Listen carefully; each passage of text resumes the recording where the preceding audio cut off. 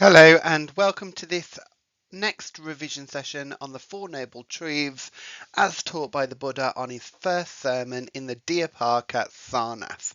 This will help prepare you for your paper 1 Buddhist beliefs component of the GCSE Religious Studies course. So the success criteria for this revision session include being able to list the Four Noble Truths, explain 2 Buddhist beliefs about each of the Four Noble Truths, explain 2 ways belief in the Four Noble Truths influences Buddhists today, and start to look at some statements that we can evaluate relating to the Four Noble Truths. This revision session, I am going to go through all 4 Noble Truths, but I'm really focusing on the first 3 because the 4th Noble Truth, otherwise known as the Eightfold Path, deserves really its own revision session as there's so much to it. So, what are the 4 Noble Truths? The Four Noble Truths were realized by the Buddha during his enlightenment underneath the Bodhi tree when he had overcome the temptations and distractions from Mara. He touched the ground and witnessed the 3 watches of the night, remembering his past lives, realizing the link between karma and samsara, and finally becoming aware of the 4 Noble Truths.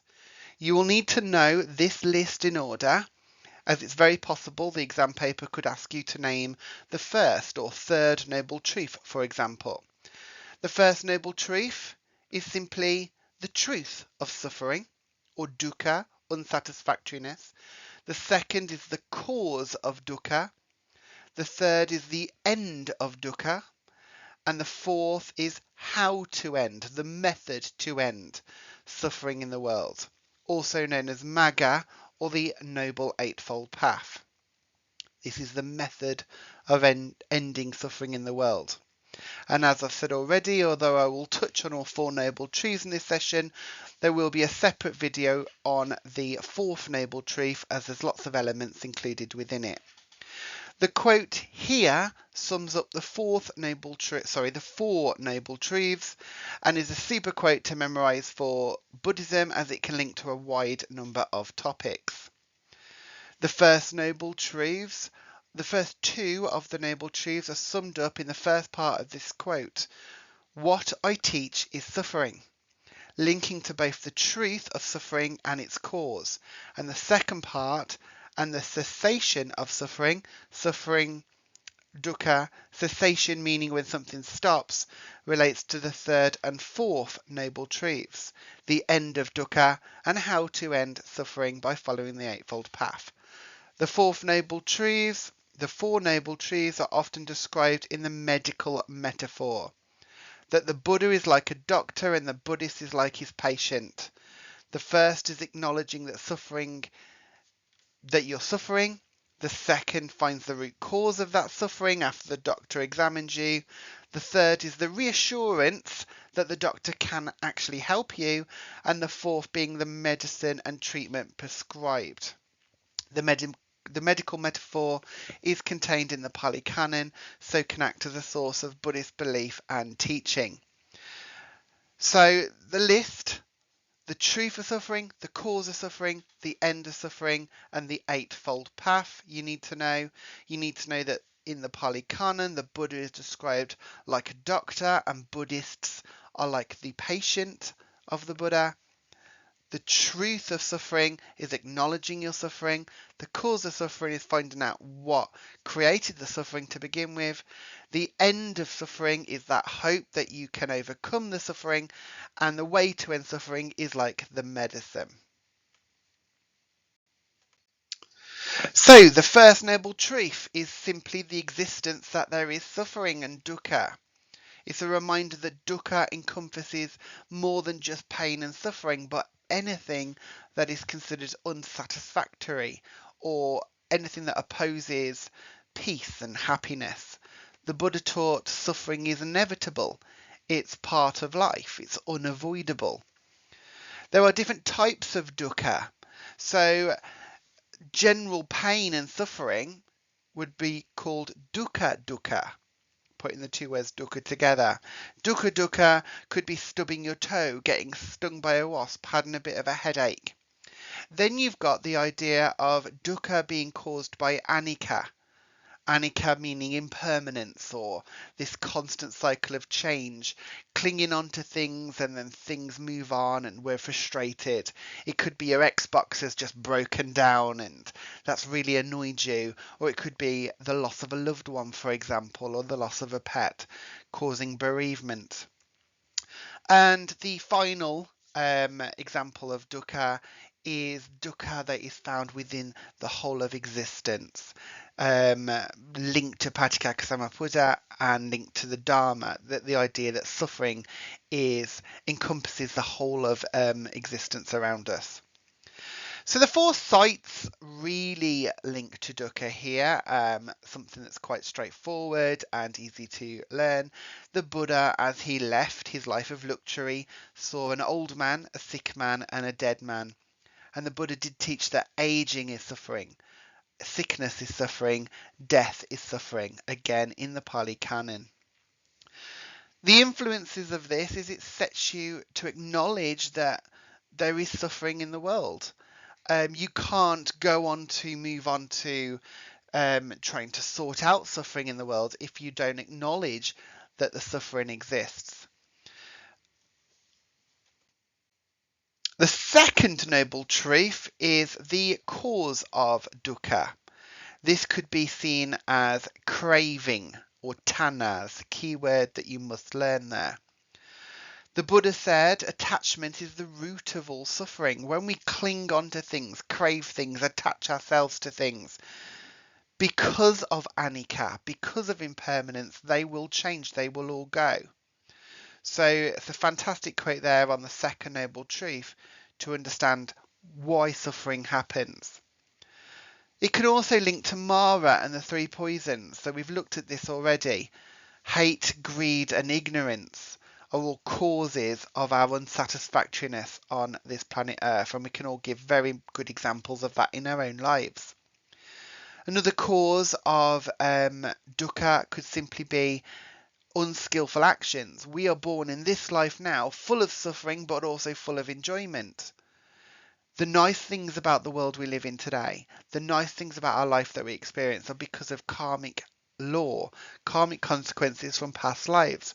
But focusing on the cause of suffering, all of the suffering that we exist in this life is based on accumulated negative karmic consequences that have been built up from past lives. So how is this influential to Buddhists today? Well, they can reflect on their own life and they can see they can try to give up cravings, give up addictions. They can have a look at trying not to attach themselves to material goods, for example, knowing that they essentially will fade or break or disappear because nothing lasts forever, including ourselves. And that could be another thing, to reduce our own ego, knowing that we are in a constant cycle of change, being open to change because it is inevitable. The third noble truth is simply suffering can end. There is an end to it. Nirvana is the ultimate goal of Buddhists. We can find this inner peace or happiness. We've got a quote there, may all beings be free from suffering. That might be said as a form of metta meditation. Metta meaning loving kindness, and that could be an influence of the third noble truth, hoping that all sentient beings, including ourselves, are free from pain and suffering. Another influence, and a large influence of the third noble truth, is it gives Buddhists hope. It gives them hope that they can find an end to their suffering in life and that they can attain nirvana after enlightenment.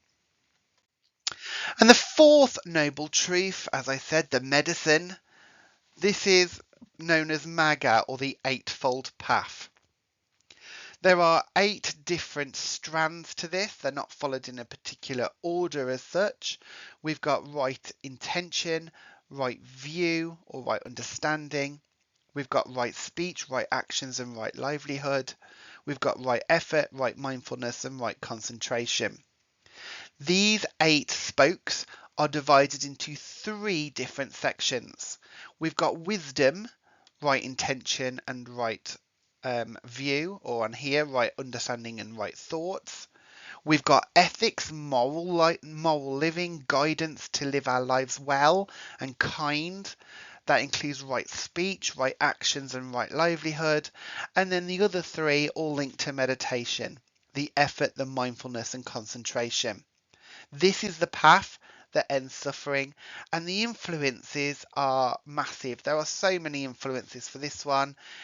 Anything that they might do to gain wisdom, such as going to Dharma talks, going on a retreat, studying scripture, listening to a monk, anything linking to ethics. So be careful what they say, avoid from gossip and lying, protect human life, showing karuna and metta, protecting animal life, having compassion in your workplace, and also anything that links to meditation. So you could talk about the mantras and chanting. You could talk about vipassana or samatha meditation, living mindfully, etc. So here's a question on the Four Noble Truths, and it is, which is the first noble truth? And the answer is, it's the truth about suffering. So the cause of suffering will be the second. The way to end suffering is the Eightfold Path. It's the fourth one.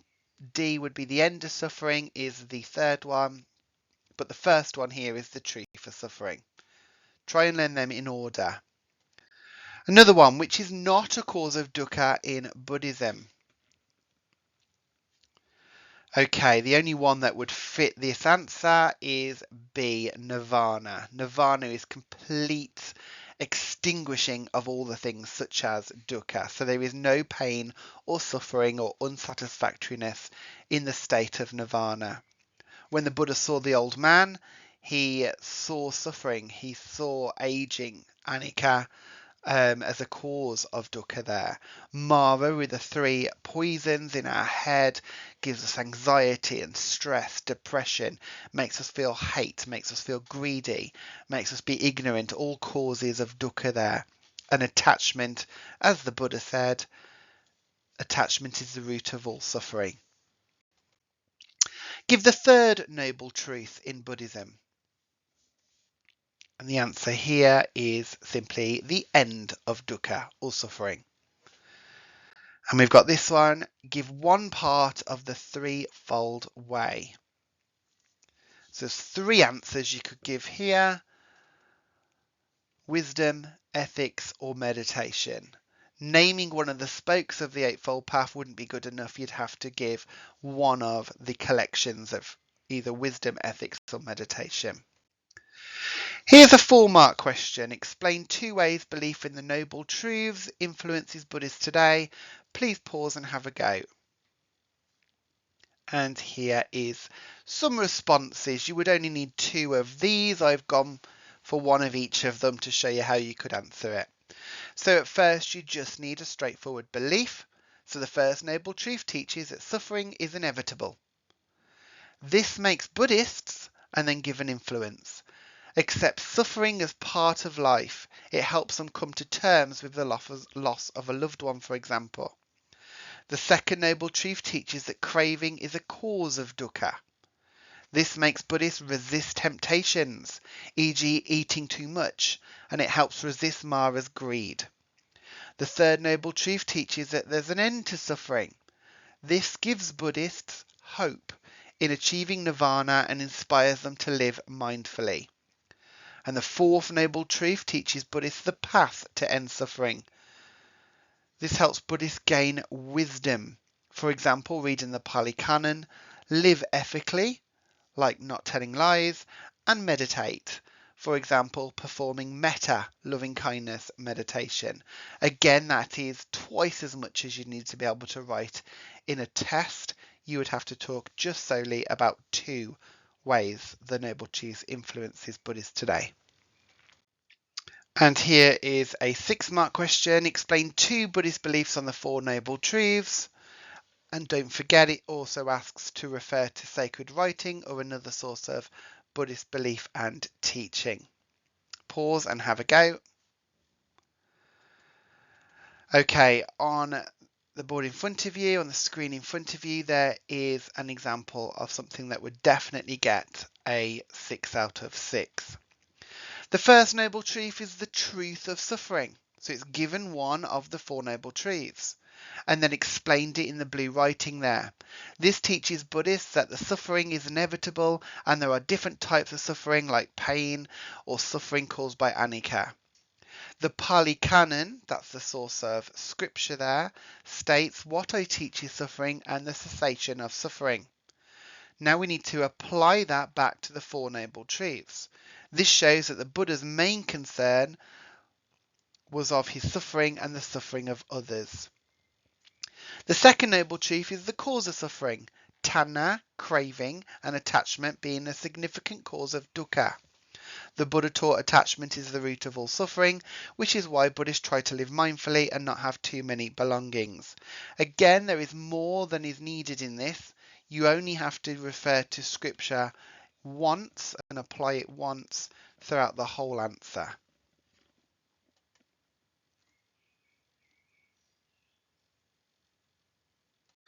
And finally, here are some evaluation statements. So for Buddhists, the second noble truth is the most important of the Four Noble Truths.